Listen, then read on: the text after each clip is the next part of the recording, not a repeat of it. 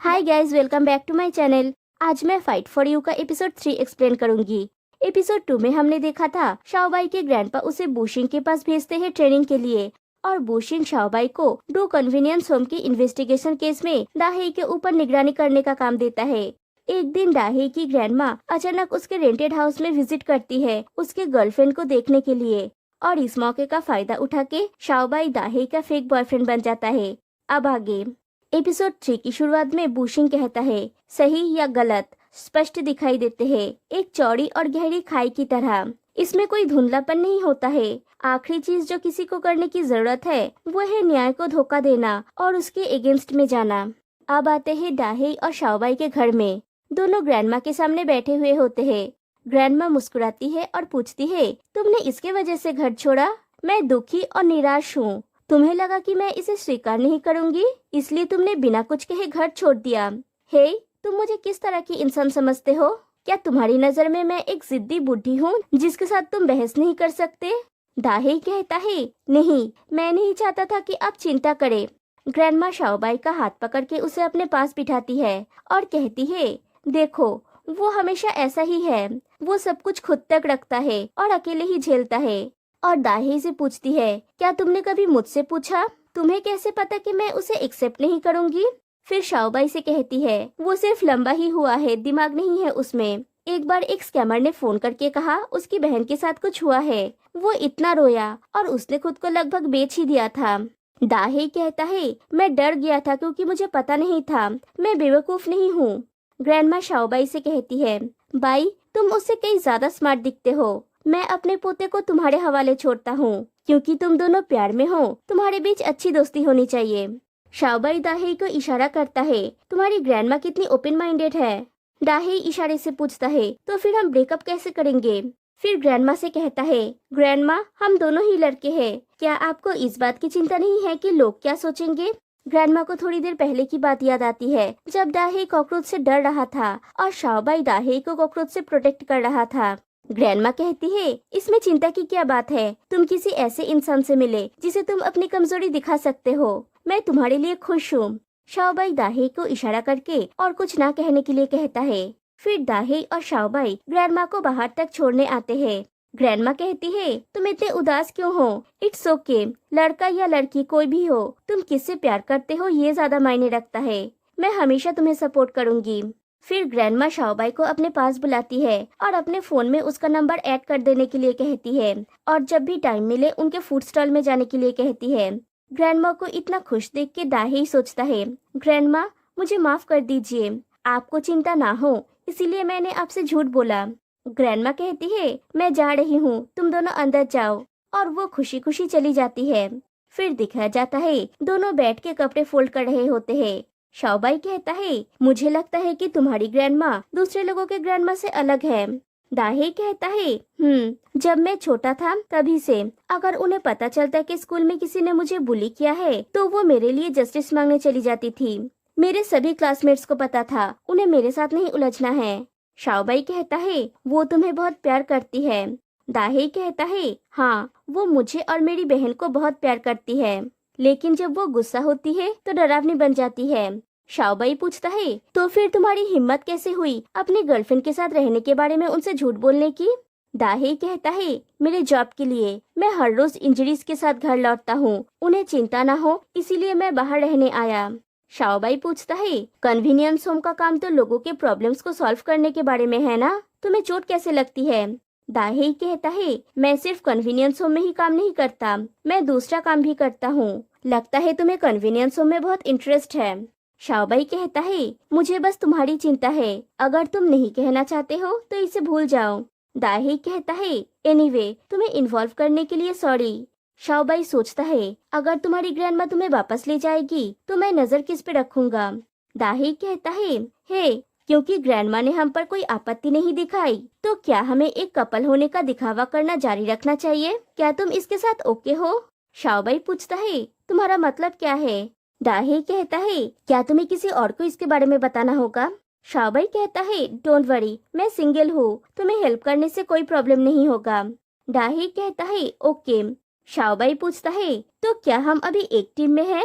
दाहेई कहता है, अभी के लिए। शाओबाई खुश हो जाता है और दाही को शाओबाई बहुत अच्छा लगने लगता है। दाही कहता है, मुझे तुमसे कुछ पूछना था, क्या तुम? शाओबाई कहता है, तुम्हारे लिए बहुत अच्छा हूँ, राइट? मैं तुम्हारे लिए बहुत अच्छा हूँ। और वो अपने कपड़े रखने के लिए चला जाता है। दाही भी अपना कपड़ा लेके अपने रूम में चला जाता है। फिर जब शाओबाई अपना काम खत्म करके रूम से निकलता है, तभी दाही भी अपने रूम से निकलता है। शाओबाई कहता है, एक्चुअली मुझे तुम्हारी और ग्रैंडमा के रिश्ते से ईर्ष्या होती है। मेरे भाई को और मुझे हमारे ग्रैंडपा ने पाला है, वो जो भी कहेंगे वो कानून है, लेकिन मैं कभी भी उनकी उम्मीदों पर खरा नहीं उतर पाया। हमारे बीच का गैप इतना बड़ा है, नहीं इतना बड़ा, नहीं इतना बड़ा। दाही उसके हाथ को पकड़ के उस गैप को मिटा देता है। दाही आगे और शाओबाई पीछे हटने लगता है और जब शाओबाई का बैग दीवार से टच होता है, दाही कहता है, मुझे लगता है कि तुम जैसे भी हो ठीक हो, और उसके सर को सहला के वहाँ से चला जाता है और शाओबाई वहाँ पे बुद्धू की तरह खड़ा रहता है। फिर शाओबाई अपने रूम में होता है और सोचता है, मैंने उससे अपने बारे में इतना सब कुछ क्यों कहा, और उसे वो वाला मोमेंट याद आता है। शाओबाई सोचता है, ये पहली बार है जब किसी ने मुझसे कहा है मुझे कोई और बनने के लिए ज्यादा कोशिश नहीं करनी चाहिए, मैं जैसा हूँ एकदम ठीक हूँ। तभी उसे उसके ग्रैंडपा की बात याद आती है, बाई जाओ की निगरानी लक्ष्य में जरूर कुछ गड़बड़ है। दुनिया में सिर्फ दो तरह के लोग होते हैं, सही हमारे जैसे और शत्रु पक्ष। शाओबाई खुद से कहता है, बाई जाओ की अपने मिशन के बारे में मत भूलो, तुम्हारा उद्देश्य उससे जानकारी प्राप्त करना और बुरे लोगों को पकड़ना है। नेक्स्ट डे मॉर्निंग दोनों अपने अपने रूम से निकलते हैं और एक दूसरे को गुड मॉर्निंग विश करते हैं। दोनों साथ में मिलजुल कर अपना अपना काम करते हैं। फिर दोनों साथ में बैठ के वीडियो गेम्स खेल रहे होते हैं। शाओबाई गेम में जीत जाता है। दाही उठ के ड्रिंक्स लाने जाता है, तभी उसके फोन में रिंग होता है, किसी शी डिफेन का कॉल है। शाओबाई गलती से अपना फोन समझ के कॉल को पिक कर लेता है। सामने वाला कहता है, स्क्रू ड्राइवर नंबर 3, और फोन कट कर देता है।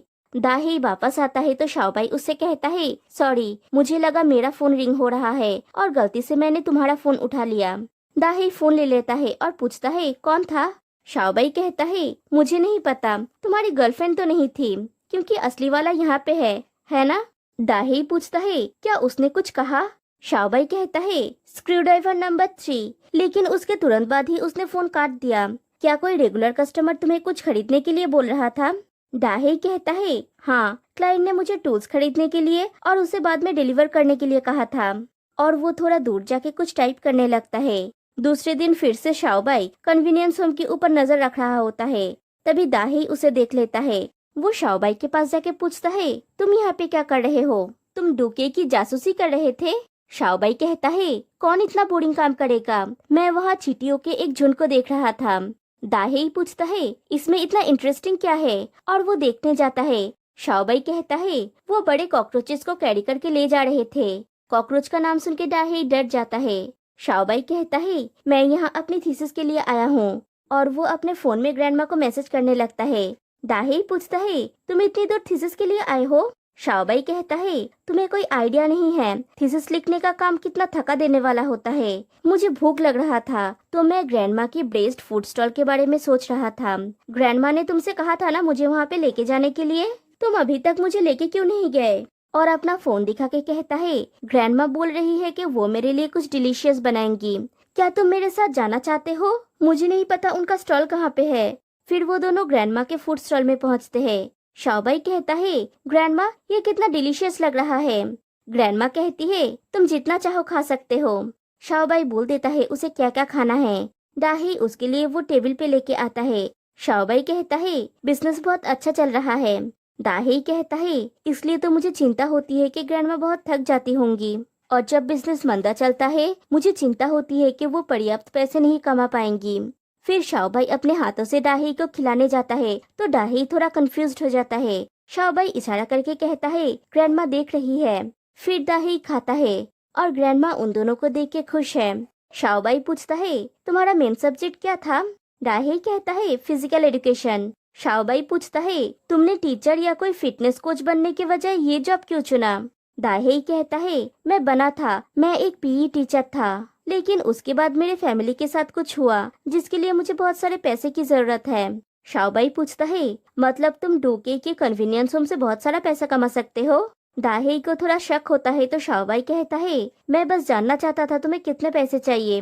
दाहे कहता है कोई जरूरत नहीं है, दोस्तों के साथ पैसे के बारे में बात करने से दोस्ती खराब हो जाती है। शाओबाई पूछता है दोस्त, हम दोस्त है? हाँ हम दोस्त है, और मैं तुम्हारा बॉयफ्रेंड हूँ। और फिर से उसे खिलाता है। फिर रास्ते से जाते हुए कहता है तुम्हारी ग्रैंडमा की ब्रेस्ट फूड सच में बहुत डिलीशियस है। दोनों खाने के बारे में बात करते हुए जा रहे होते हैं। शाओबाई कहता है मैं बहुत दिनों के बाद इतना रिलैक्स हूँ। दाहे कहता है मुझे नहीं लगता कि तुम इतने बिजी रहते हो। शाओबाई कहता है तुम समझे नहीं, किसी ऐसी चीज को करने के लिए मजबूर होना जिसमें तुम अच्छे नहीं हो सच में पेनफुल है। फिर वो जाके स्विंग पे बैठता है। दाहे पूछता है तो तुम पोस्ट ग्रेजुएट होना नहीं चाहते हो? शाओबाई कहता है यही लाइफ है, हर कोई तुम्हारी ग्रैंडमा जैसी नहीं होती। दाहे कहता है ग्रैंडमा हमेशा हमें कहती थी जीवन छोटी सी है तो कोई अफसोस मत रखना।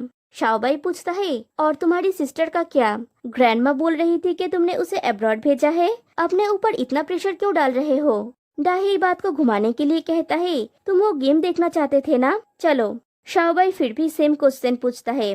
रात को दाहे बैठ के वीडियो गेम खेल रहा होता है और शाओबाई लॉन्ड्री के लिए सारे कपड़े कलेक्ट कर रहा है। फिर दाहे से कहता है उसके कपड़े खोलने के लिए, लॉन्ड्री के लिए, और जाके उसके टी शर्ट को लेके खींचातानी करने लगता है। और तभी दाहे के कमर का चोट दिखता है। फिर उसे ऑइंटमेंट लगाते हुए कहता है तुम्हें सच में पता है खुद को चोट कैसे लगाना है? और पूछता है तुम्हारी कमर पर फिर से इतना बड़ा घाव क्यों है? ये तो एकदम ताज़ा लग रहा है, क्या वो स्क्रू ड्राइवर नंबर 3 ने तुम्हें हिट किया? दाहे कहता है शायद जब मैं सामान ले जा रहा था मैं किसी चीज से टकरा गया था, इसमें कोई दर्द नहीं हो रहा है। शाओबाई उस पर थोड़ा प्रेशर देते ही दाहे के मुंह से आ निकल जाता है। शाओबाई कहता है नो वंडर कि तुम चिंतित हो कि ग्रैंडमा चिंता करेंगी। दाहे कहता है खेलते समय या सामान ले जाते समय चोट लगना आम बात है, कम ऑन चलो एक और राउंड खेलते हैं। शाओबाई सोचता है तुम लापरवाह होके भी ये काम क्यों करते हो? तुम्हारी बहन के लिए? लगता है डोके ने इसे पैसा उधार दिया है, ये उसका एहसानमंद है। अपने सीधे साधे पर्सनालिटी के साथ वो डेफिनेटली अपना बेस्ट करेगा। और दाहे का हाथ पकड़ के कहता है हालांकि मैं इतना कैपेबल नहीं हूँ, लेकिन जब तक तुम्हें मेरी जरूरत है मैं यहाँ हूँ। और ये सारी बातें शाओबाई सोच रहा था। दाहे उसे रिमोट देता है, तब उसको होश आता है और दोनों गेम खेलना स्टार्ट करते हैं। Next day do convenience home में डी आके दाहे से कहता है मुझे पता है ब्रदर डू हमेशा तुम्हारे बारे में प्रोटेक्टिव रहते हैं, लेकिन कुछ काम करना अभी भी बाकी है। दाहे कहता है आप कभी भी मुझे ऑर्डर दे सकते हैं, मैं ब्रदर डू को नहीं बताऊंगा। फिर डी दाहे को एक टेडी और एक पेपर देता है और कहता है इस टाई वाले बियर को लेस वाले बियर के साथ बदल के ले आओ, ध्यान रखना लेस वाला बियर गंदा नहीं होना चाहिए, जैसे ही तुम्हें वो मिल जाए लौट आना, क्लाइंट वो पर्सनली चेक करेंगे। और पेपर में लिखा हुआ होता है रेंज नंबर 11 तुम्हारे लिए मेरा प्यार एंडलेस है। दाहे उस जगह पे जाता है। एक लेडी आके पूछती है हे हैंडसम क्या तुम किसी के लिए वेट कर रहे हो? दाहे कहता है मैं किसी इंसान के लिए वेट नहीं कर रहा। वो लेडी पूछती है क्या तुम मेरे लिए वेट कर रहे हो? फिर उसके कान में कहती है तुम्हारे लिए मेरा प्यार एंडलेस है। और दोनों टेडी बियर की अदला बदली करते हैं। तभी एक पर्सन आके उस लेस वाले बियर को दाहे से छीनने की कोशिश करता है। वो दाहे को मारने लगता है और दाहे टेडी को प्रोटेक्ट कर रहा है। वो आदमी चाकू निकाल लेता है। तभी कहीं से शाओबाई आके उसे एक लात मारता है और दाहे को प्रोटेक्ट करने के लिए उसके सामने शील्ड की तरह खड़ा हो जाता है। और यहीं पे एपिसोड 3 एंड हो जाती है। तो गाइस आपको ये सीरीज कैसी लग रही है आप लोग मुझे कमेंट करके बताना। फिर मिलते हैं नेक्स्ट वीडियो में, तब तक के लिए बाय बाय।